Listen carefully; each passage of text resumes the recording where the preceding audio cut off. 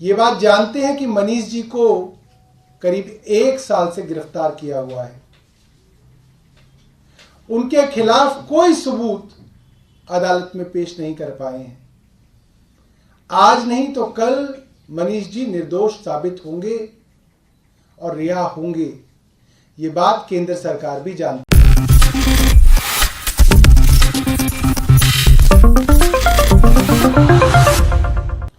ये बात जानते हैं कि मनीष जी को करीब 1 साल से गिरफ्तार किया हुआ है। उनके खिलाफ कोई सबूत अदालत में पेश नहीं कर पाए हैं। आज नहीं तो कल मनीष जी निर्दोष साबित होंगे और रिहा होंगे। ये बात केंद्र सरकार भी जानती है। इसलिए सोचा जा रहा है कि किसी तरीके से अरविंद केजरीवाल जी को भी इस मुकदमे में गिरफ्तार कर लिया जाए। हम सब ये चीज देख रहे हैं कि देश के अंदर जितने भी अपोजिशन पार्टी के लीडर्स हैं, उनको किसी ना किसी मामले के अंदर ईडी द्वारा गिरफ्तार करने की कोशिशें हो रही हैं। और आए दिन भारतीय जनता पार्टी के नेताओं के खिलाफ बड़े बड़े मामले हमारे सामने आते हैं, मगर उनके अंदर कोई ईडी, कोई सीबीआई कोई पूछताछ नहीं कर रही, कोई गिरफ्तारी नहीं कर रही। जिन बड़े बड़े नेताओं के खिलाफ भारतीय जनता पार्टी ने कैंपेन चलाया, भ्रष्टाचार के खिलाफ कैंपेन चलाया, चाहे वो शुभेंदु अधिकारी हो, टीएमसी में थे, भ्रष्टाचार का कैंपेन चलाया, भारतीय जनता पार्टी में आ गए।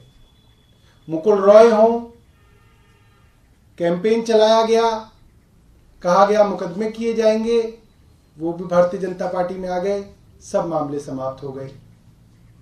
हेमंत बिस्व शर्मा हो, पेमा खंडू हो, नारायण राणे हो, छगन भुजबल हो, अजीत पवार हो, प्रफुल्ल पटेल हो, जो लोग भारतीय जनता पार्टी में आते जा रहे हैं, उनके खिलाफ फिर मामले सुनाई देने बंद हो जाते हैं।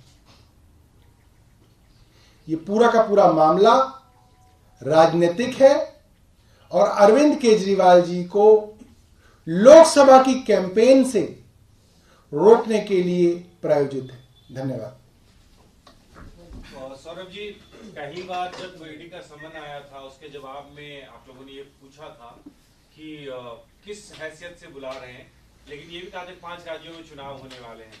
अब फिर ये कहा जा रहा है कि लोकसभा के चुनाव होने वाले, तो ऐसे तो देश में चुनाव होते ही रहते हैं, मतलब जाएंगे। अभी मैंने आपको बताया कि ईडी ने अब तक नहीं बताया कि उनको वो किस हैसियत से बुला रहे हैं, गवाह की हैसियत से बुला रहे हैं, एक्यूज की हैसियत से बुला रहे हैं, ऐसे ही बुला रहे हैं, ये ईडी बताए।